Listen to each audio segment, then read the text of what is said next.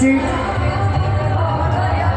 রুমকি কুণ্ডু এবং ঝুমকি কুণ্ডুকে, অভিজিৎ কর্মকার এবং বাপি সাধু।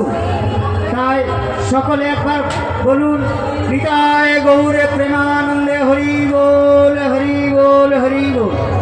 এর পরবর্তী কীর্তনিয়া সারদা মাঝি, এর পরবর্তী কীর্তনিয়া সারদা মাঝি।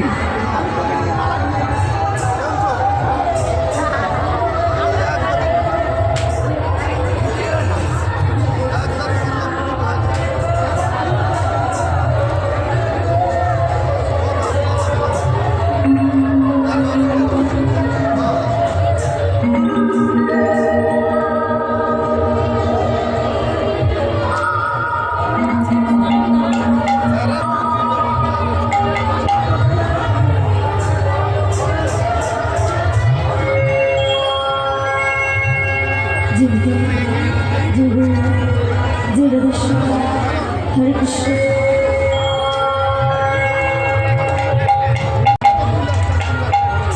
প্রাণ গোবিন্দ চলে গেলেন মথুরা, মথুরা হতে চলে গেলেন দ্বারকা, দ্বারকায় গিয়ে এখন রাজবেশ।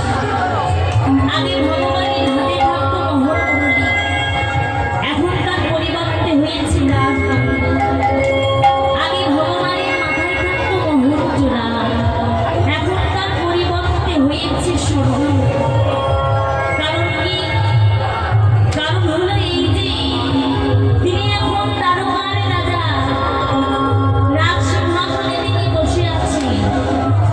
আর রাজ সিংহাসনে বসে বসে সেই বৃন্দাবনের কথা চিন্তা করছেন। বৃন্দাবনে তিনি কি করতেন সেই সব কথা চিন্তা করছে। আর অলির পদক নিয়ে বসে আছে। সেই শোভাটা পদকগুলি খুব সুন্দরভাবে বর্ণনা করলেন।